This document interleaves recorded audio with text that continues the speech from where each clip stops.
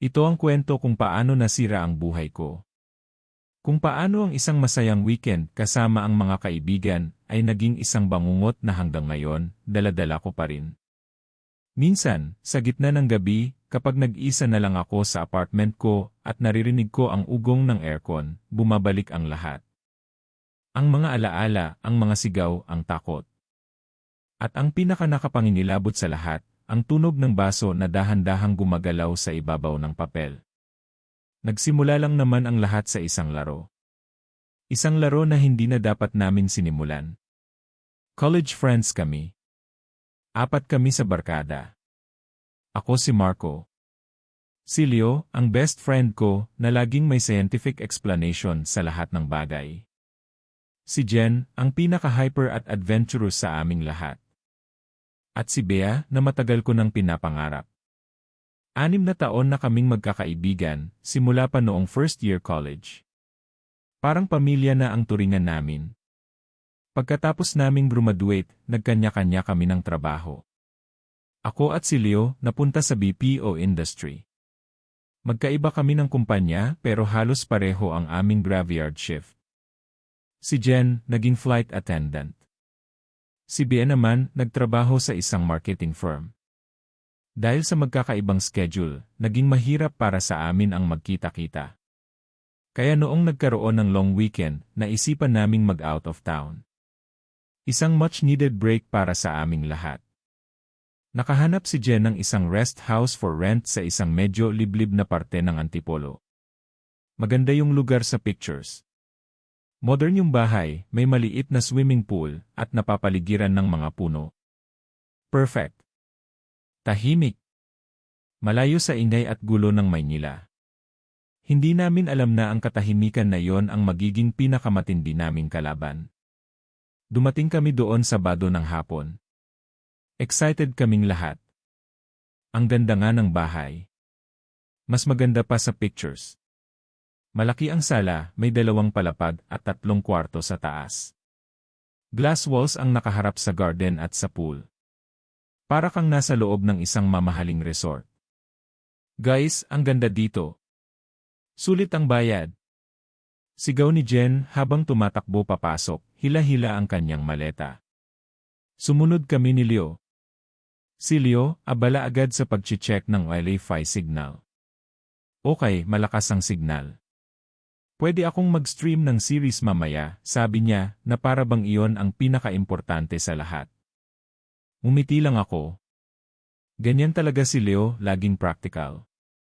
Si Bea ang huling pumasok.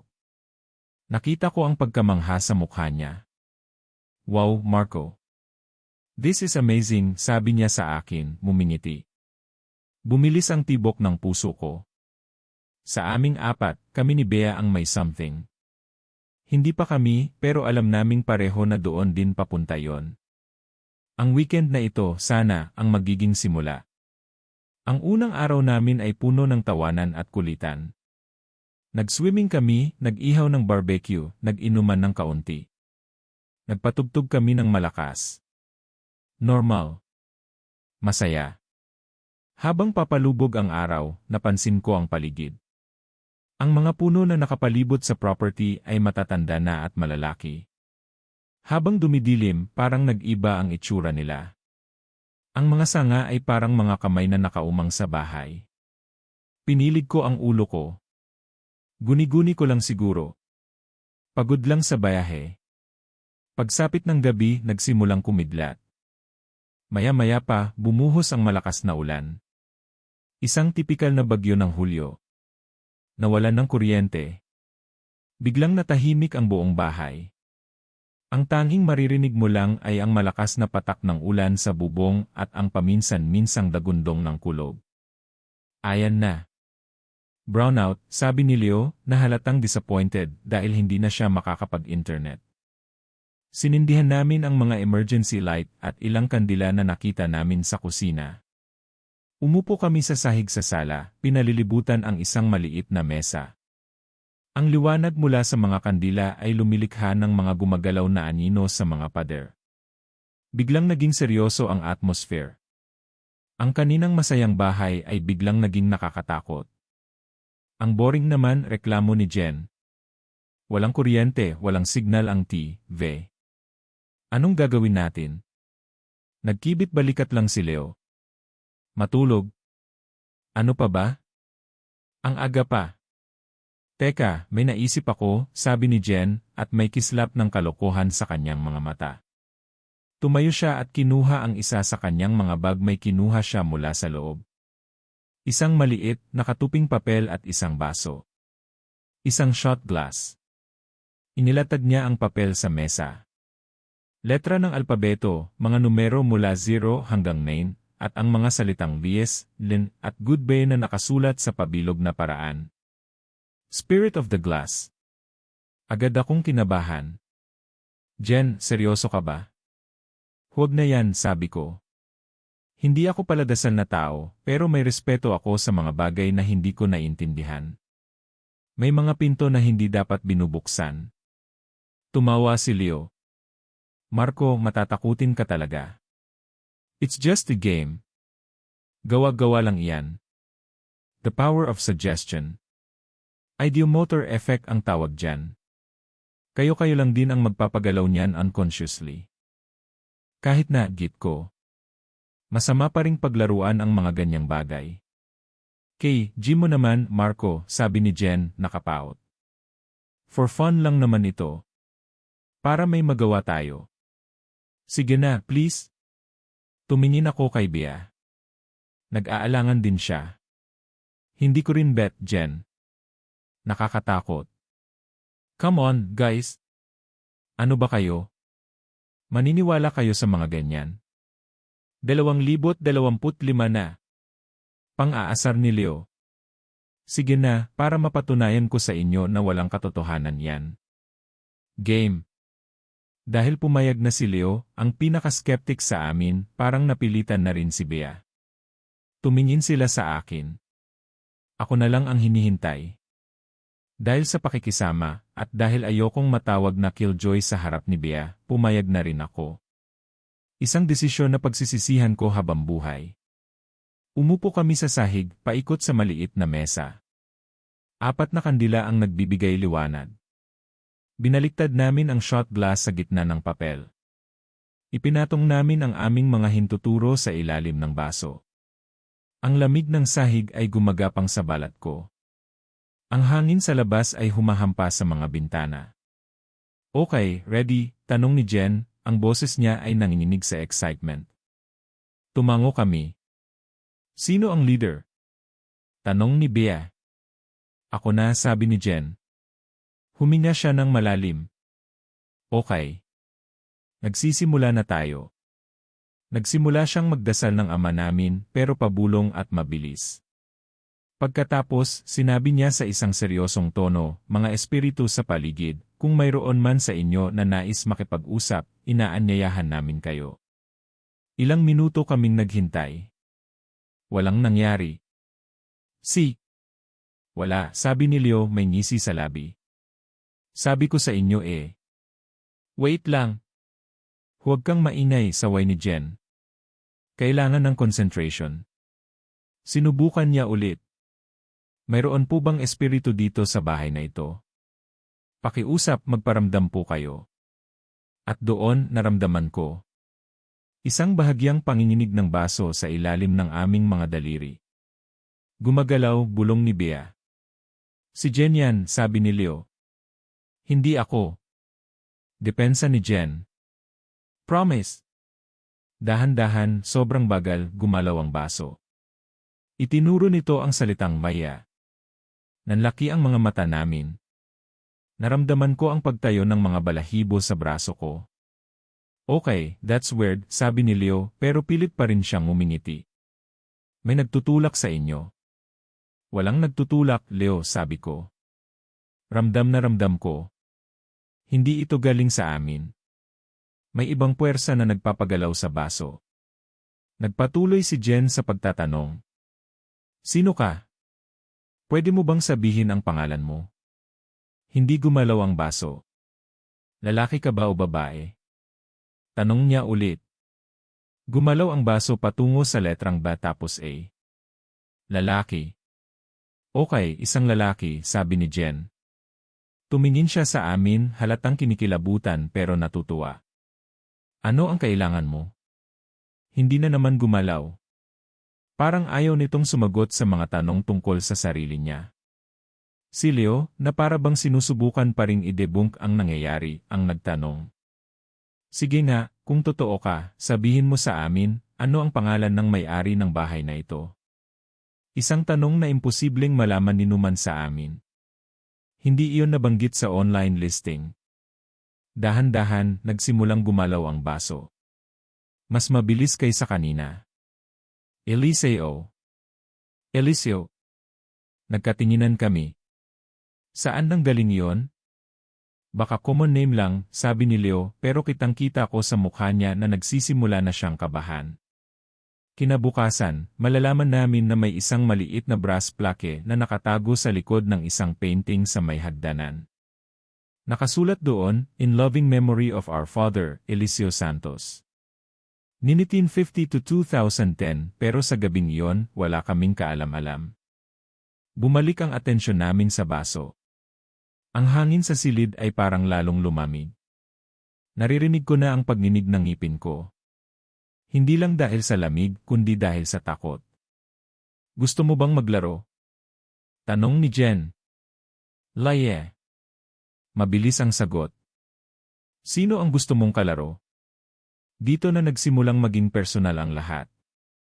Dito na nagsimula ang bangungot ko. Ang baso ay gumalaw ng may determinasyon. M. A. R. C. O. Marco. Parang may bumuhos na malamig na tubig sa buong katawan ko. Bakit ako? Sa aming apat, bakit ako ang pinili? Bakit ako, na itanong ko ng pautal? Ang baso, na parang narinig ako, ay gumalaw ulit. Mabilis. Agresibo. M-A-R-C-O. R-A-Y-A-S. D-A-L-A. C-R-U-Z. Marco Reyes de la Cruz. Ang buong pangalan ko. Natigilan ang lahat. Ang kaninang kaba ay napalitan ng purong takot. Paano? Paano nito nalaman ang buong pangalan ko? Hindi ko ito ginagamit sa social media. Marco Reyes lang ang alam ng karamihan. Ang De La Cruz ay galing sa nanay ko. Tanging mga opisyal na dokumento at ang pamilya ko lang ang nakakaalam niyan. Guys, ano to? Nanginginig na sabi ni Bea. Si Leo hindi na makapagsalita. Nakatitig lang siya sa baso, namumutla. Ang kanyang scientific explanations biglang nawala. Pero hindi pa tapos ang espiritu. Hindi pa ito tapos sa akin. Nagsimula ulit gumalaw ang baso. Mas mabilis pa. Parang galit. Unang letra. B. L. Key. Y. Block. Sumunod, numero. 1. 4. 3. Block 143. L-O. T. 2. 2. Lot 22. Tumigil ako sa paghinga. Iyon. Iyon ang address ko. Sa Quezon City. Ang bahay na kinalakihan ko. Nagpatuloy ito. Pangalan ng subdivision. Pangalan ng kalye. Bawat detalye tama. Eksakto. Hindi ko na kinaya. Sa sobrang takot at gulat, bigla kong hinila ang kamay ko palayo sa baso. Marco, huwag. Sigaw ni Jen. Sa biglaang paghila ko, tumalsik ang baso mula sa mesa at bumagsak sa sahig. Hindi ito nabasag. Gumulong lang ito at huminto sa paanan ko. Napatayo ako. Tama na. Tama na to. Sigaw ko. Nanginginig ang buong katawan ko. Paano? Paano niya nalaman iyon? Marco, kalma ka lang, sabi ni Bea, lumapit sa akin. Hindi. Hindi ito normal. Si Jen, mukhang takot na takot din, pero mas nag-aalala siya sa ritual. Marco, hindi pa tayo nagpapaalam. Hindi mo dapat binitawan. Anong hindi nagpapaalam? Gusto mo pang kausapin yon? Narinig mo ba? Alam niya ang address ko. Alam niya kung saan ako nakatira. Pilit na bumabalik sa pagiging rational si Leo. Teka. Wait. Baka may paliwanag to, huminga siya ng malalim, pilit kinakalma ang sarili. Okay. Isipin natin.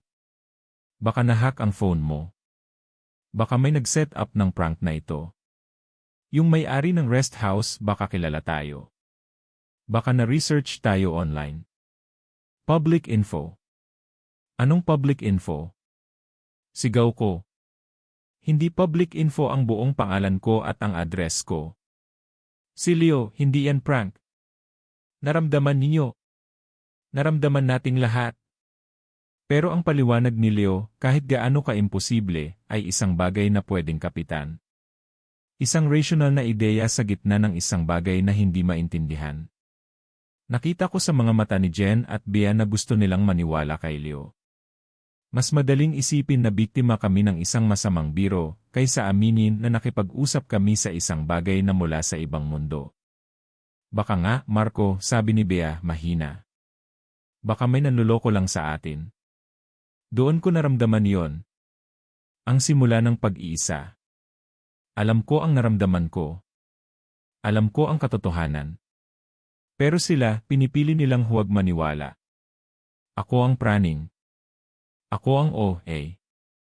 Hindi nyo naiintindihan, sabi ko, napailing. Hindi nyo naiintindihan. Pinuntirya niya ako. Pinatay namin ang mga kandila at sinubukang bumalik sa normal. Nag-usap kami tungkol sa ibang bagay. Pilit naming ibinalik ang masayang atmosphere. Pero nandun na. Ang takot. Isang makapal na kumot na bumalot sa buong bahay. Walang gustong umamin pero ramdam naming lahat. Nagpasya kaming matulog na lang. Magkakahiwalay kami ng kwarto. Ako sa isang kwarto, si Leo sa isa pa, at si Jen at Bea ay magkasama sa master's bedroom. Habang paakyat kami sa hagdan, hindi ko maiwasang lumingon sa madilim na sala. Pakiramdam ko may nakatayo doon. Nanonood. Naghihintay. Sa loob ng kwarto ko, nilock ko ang pinto.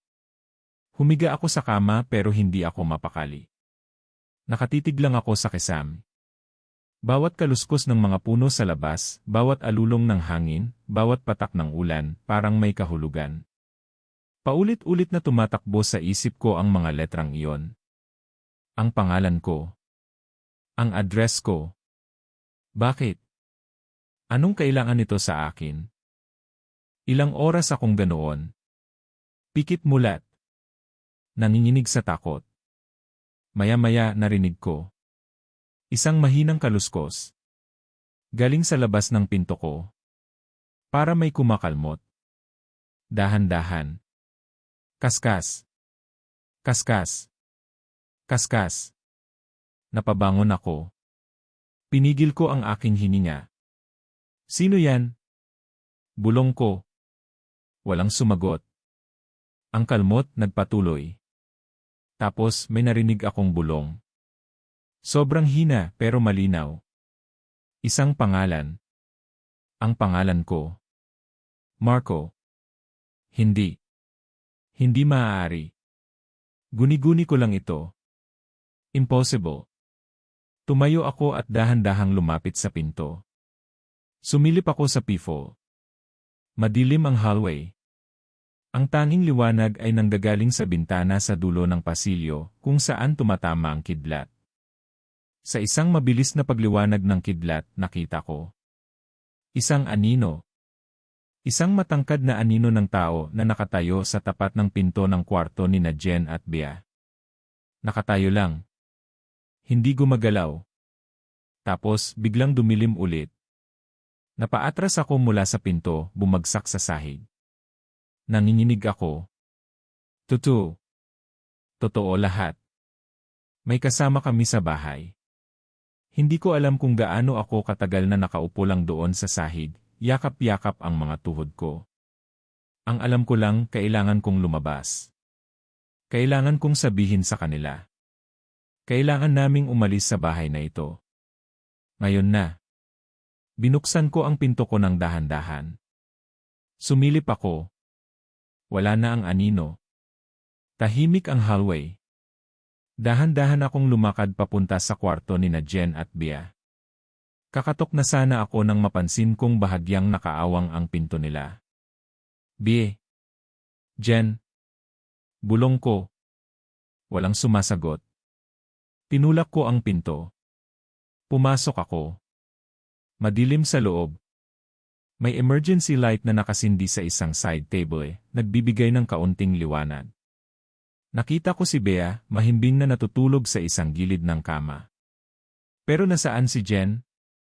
Ang kabilang parte ng kama, walang tao. Magulo ang kumot na para bang may biglang tumayo mula doon. Jen. Tawag ko ulit, mas malakas ng kaunti. Nagsimulang gumalaw si Bea. Marco. Anong ginagawa mo dito? Tanong niya, inaantok pa. Nasaan si Jen? Tanong ko. Umupo si Bea. Tumingin sa paligid. Akala ko nagkurlang. Kanina pa siya wala. Doon namin napansin. Ang pinto papunta sa banyo sa loob ng kwarto ay bukas. Walang tao sa loob. Ang malaking bintana ng kwarto, ang sliding glass door na papunta sa isang maliit na balcony, ay bukas. Malakas ang pasok ng hangin at ulan. Humahampas ang kurtina. Bigla kaming parehong kinabahan. Nagkatinginan kami ni Bea. Ang takot sa mga mata niya ay salamin ng sarili kong takot. Ginising namin si Leo. Sa una, iritado pa siya. Ano ba? 3:00 ng umaga. Si Jen, nawawala, sabi ko, diretsko. Nawala ang antok sa mukha niya. Anong nawawala? Pinaliwanag namin ang nangyari. Hinanap namin si Jen sa buong bahay. Sa banyo, sa baba, sa kusina, sa sala. Tinawag namin ang pangalan niya. Walang sumasagot. Ang tanging sagot ay ang ugong ng hangin at ulan. Bumalik kami sa kwarto niya. At doon, sa gitna ng paghahanap, nakita ni Bea. Sa salamin ng malaking aparador. May nakasulat. Gamit ang lipstick ni Jen. Isang salita. Goodbye. Iyon na. Ang punto kung saan hindi na namin pwedeng itanggi. Hindi na ito prank. Hindi na ito guni-guni. Totoo ang panganib. At si Jen ang unang biktima. Nagsisigaw si Bea. Umiyak. Niyakap ko siya. Si Leo, nakatayo lang sa gitna ng kwarto, nakatulala sa salamin. Ang kanyang pagiging arogante, ang kanyang lohika, lahat iyon ay gumuho. Ang nakikita ko na lang sa mukha niya ay purong, walang halong takot. Kailangan nating umalis dito, sabi niya, ang boses niya ay basag. Ngayon na. Sumang-ayon kaming lahat. Hindi na namin inisip ang mga gamit namin. Kinuha lang namin ang mga susi ng kotse at ang aming mga cellphone, kahit alam naming wala itong silbi dahil walang signal. Kailangan lang naming makalabas ng bahay na iyon. Habang nagmamadali kaming bumababa ng hagdan, biglang namatay ang lahat ng emergency light. Total darkness. Napatigil kami. Ang tanging liwanag ay ang paminsan-minsang pag-flash ng kidlat mula sa labas. Anong nangyari? Tanong ni Bea, humihigpit ang kapit sa braso ko, magdikit-dikit lang tayo, sabi ko, pilit pinatatag ang boses ko para sa kanila. Para sa sarili ko. Dahan-dahan kaming bumaba. Bawat hakbang ay maingat. Bawat anino na likha ng kidlat ay parang isang halimaw na nag-aabang. Nasa gitna na kami ng hagdan nang marinig namin. Isang iyak. Iyak ng isang babae. Mahina. Malungkot. Galing sa labas. Tulungan niyo ako. Kilala namin ang boses na yon. Si Jen, bulong ni Bea. Buhay siya. Jen. Sigaw ni Leo. Nasaan ka? Ang lamig. Tulong. Ang boses ay tila nanggagaling mula sa hardin, sa likod ng bahay. Kailangan natin siyang puntahan. Sabi ni Leo, akmang tatakbo. Huwag. Pigil ko sa kanya. Leo, isipin mo. Baka patibong iyan. Anong patibong? Boses ni Jen iyon. Kailangan niya ng tulong. Marco, tama si Leo, sabi ni Bea, umiiyak. Hindi natin siya pwedeng iwan. Nag-aalangan ako. Ang lahat sa loob ko ay sumisigaw na mali ito. Na hindi si Jen yon. Pero paano kung nagkakamali ako? Paano kung nasa labas nga siya, nasaktan, at kailangan kami? Ang guilt, iyon ang ginagamit nito laban sa amin. Sige, sabi ko. Pero magkakasama tayo. Walang hihiwalay. Dahan-dahan kaming naglakad papunta sa sliding glass door ng sala na nakaharap sa hardin. Nakalock ito. Habang papalapit kami, tumigil ang iyak. Biglang naging sobrang tahimik. Masyadong tahimik. Nakatayo kami sa harap ng salamin, sumisilip sa dilim. Naghintay kami ng isa pang kidlat. Nang kumidlat nga, halos mapatalon kami sa gulat. May nakatayo sa labas. Sa kabilang banda ng salamin. Nakatitig sa amin. Hindi si Jen. Isang nilalang. Matangkad. Payat. Sobrang payat na halos butot balat na lang. Ang mga braso at binti nito ay hindi natural ang haba, parang pinahaba. Nakayuko ito ng bahagya, ang mahabang buhok nito ay tumatakip sa mukha niya. Itim na itim ang suot nitong damit o baka anino lang talaga ito na nagkatawang tao. Nakatitig lang ito sa amin.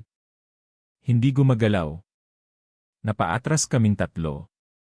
Walang makapagsalita. Ang hangin ay parang naubos sa aming mga baga. Iyon. Iyon ang anino na nakita ko sa hallway. Iyon ang espiritu na nakausap namin. At ngayon, nagpakita na ito sa amin ng buo. At sa isang iglap, itinaas nito ang kanyang ulo. Wala itong mukha. Isang blangkong patag na balat kung nasaan dapat ang mga mata, ilong, at bibig. Kasabay ng isa pang malakas na dagundong ng kulob, bigla nitong idinikit ang kanyang kamay sa salamin. Ang mga daliri nito, mahahaba at parang kuko ng hayop. Nag-iwan ito ng 5 mahahabang kalmot sa glass door. Ang tunog ng pagkaskas ay parang pumupunit sa aming mga eardrum. Doon na kami sumigaw. Sabay-sabay. Isang sigaw ng purong lagim. Tumakbo kami. Hindi na namin alam kung saan kami pupunta. Ang tanging nasa isip namin ay lumayo sa bintanang iyon. Nagkahiwa-hiwalay kami sa dilim. Bie! Leo! Sigaw ko. Marco, dito! Narinig kong sagot ni Bea mula sa direksyon ng kusina. Sinundan ko ang boses niya. Nakita ko siya, nagtatago sa ilalim ng kitchen counter. Si Leo, nasa kabilang dulo, nakasandal sa pader, sapo-sapo ang ulo. Nakita niyo ba yon?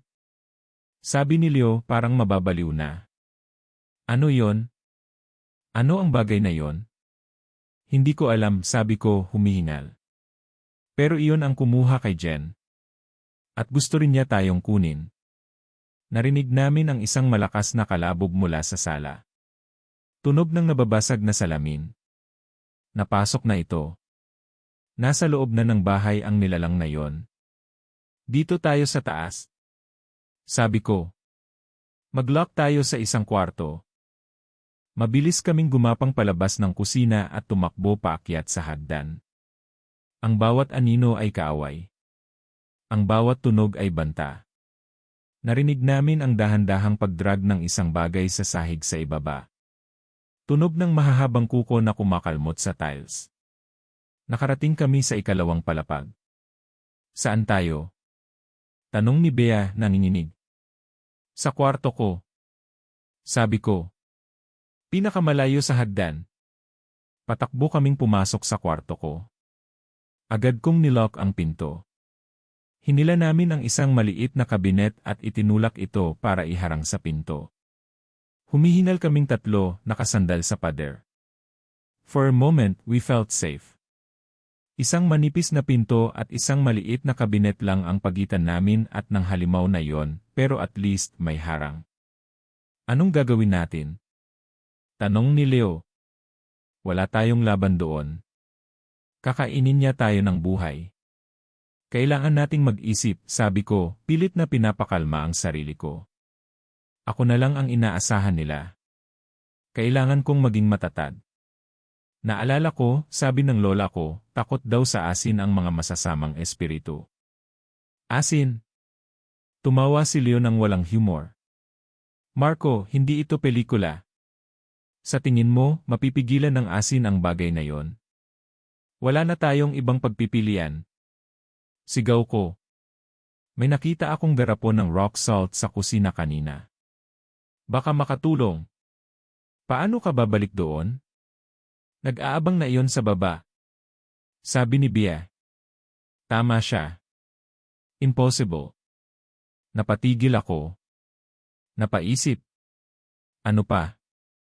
Ano pa ang pwedeng gawin? Dasal. Hindi ako marunong. Anting-anting. Wala kami noon. Tapos nagsimula na naman. Ang kalmot. Sa pinto namin. Kaskas. Kaskas. Kaskas.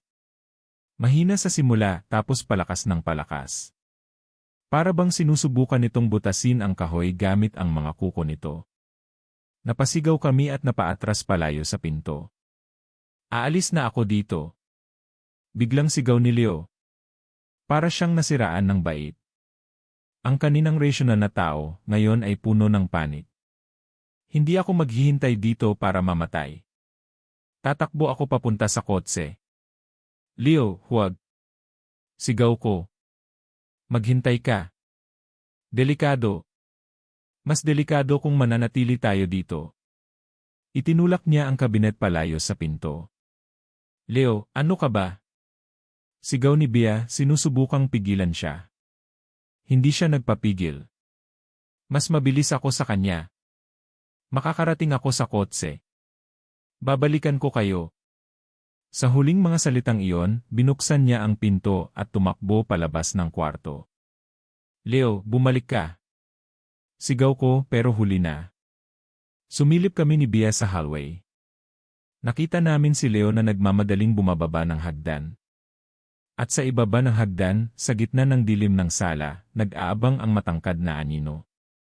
Hindi ito gumalaw para habulin si Leo. Tuminala lang ito. At mula sa blangko nitong mukha, narinig namin ang isang boses. Isang boses na hindi dapat nanggagaling doon. Ang boses ni Jen. Leo. Huwag mo akong iwan. Napatigil si Leo sa paanan ng hagdan. Lumingon siya. At sa sandaling iyon ng pag-aalangan, doon ito kumilos. Hindi ko mailarawan ang bilis nito. Parang isang itim na kidlat. Sa isang iglap, nasa harap na ito ni Leo. Itinaas nito ang mahabang braso nito at sa isang mabilis na kilos, sinakmal nito ang lig ni Leo. Hindi man lang nakasigaw si Leo. Narinig lang namin ang isang nakakapangilabot na tunog ng nababaling buto.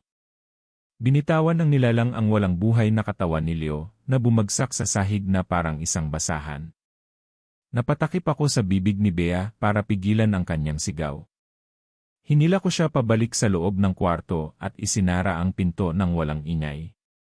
Isinandal namin ulit ang kabinet. Nanginginig kaming pareho. Hindi kami makapaniwala sa aming nakita. Patay na si Leo. At kami na ang susunod. Niyakap ako ni Bea. Umiiyak siya ng walang tunog. Marco, anong gagawin natin? Mamamatay tayo dito. Niyakap ko siya pabalik. Sa sandaling iyon, sa gitna ng matinding takot, may isang bagay na nagbago sa akin. Nawala ang kaba. Nawala ang pag-aalangan. Napalitan ito ng isang malamig na determinasyon. Hindi. Hindi kami mamamatay dito. Hindi ko hahayaang mapahamak si Bea. Hindi, sabi ko. Makinig ka sa akin, Bea. May gagawin tayo. Narinig namin ang mga yabag nito sa labas. Dahan-dahan itong umaakyat ng hagdan. Papunta ito sa amin. Yung bintana, sabi ko. Tumingin kami sa bintana ng kwarto ko. May maliit na ledge sa labas. Sapat lang para matapakan. Sa ibaba, mga 10 talampakan ang taas, ay isang bubong ng garahe. Kung makakalabas kami sa bintana at makakarating sa bubong, pwede kaming tumalon pababa at tumakbo papunta sa kalsada.